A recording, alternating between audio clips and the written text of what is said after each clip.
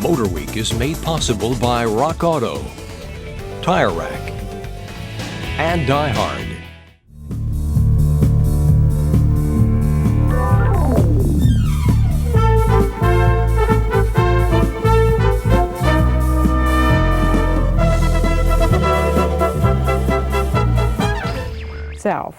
But who knows what Olds might offer us later on. Well, I guess we'll just have to wait. Thank you, Joyce. And from future performance cars, we now take a look at a car that's in the classic mold, the classic Citroën Deux Chevaux. You know, the word classic is another one of those overused automotive terms. The dictionary says it means withstanding the test of time. That leaves a lot of room for interpretation. Some people think only cars like Duesenbergs and Cords should be called classic. Others say a classic is anything that's been around long enough to have rust as its permanent trim color.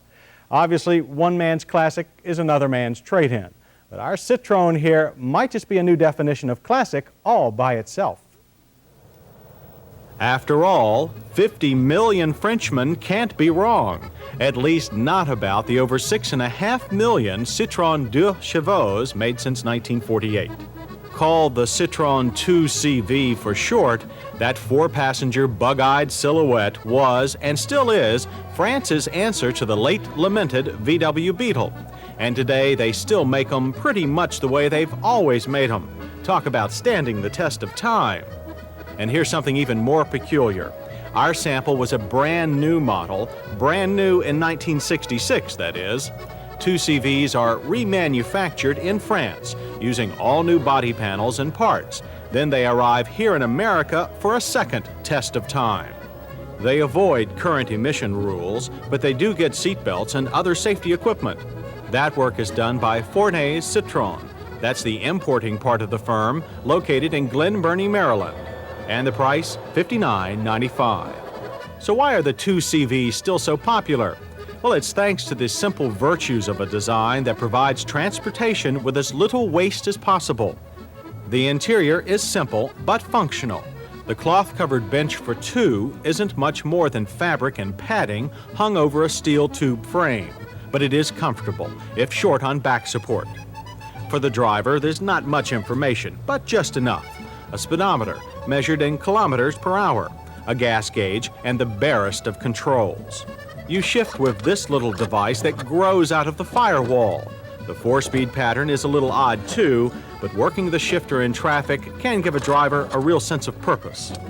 At the rear, there's room for two more 2CVists, and thanks to an upward sloping rear end, they get a great view of the road. But Citroën didn't totally skimp on comfort. The little 2CV has its own sort of factory air. Well, kind of anyway. At speed you really do get some air through here, and what more could you ask for?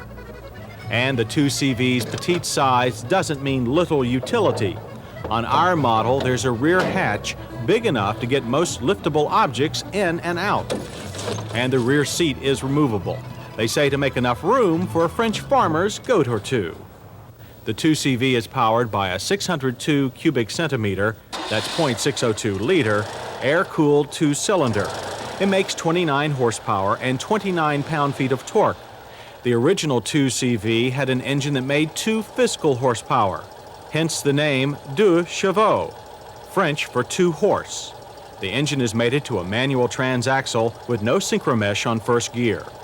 On the test track, the 2CV made a valiant effort, but it still took at 22.9 seconds to reach the quarter-mile mark, with a terminal speed of a legal 55.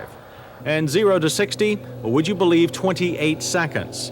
40 to 55 passing time, a very long 8.3 seconds. We almost felt like spotting the 2CV a few seconds just for effort, but we didn't. Yet the 2CV is not without its share of unique engineering.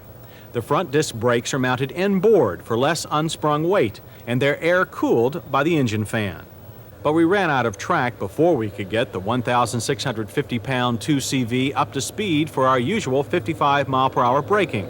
We settled for 50 miles per hour and an average distance of 121 feet. There was no fade, premature lock, or tail swing, though the non-power pedal was harder than we're used to.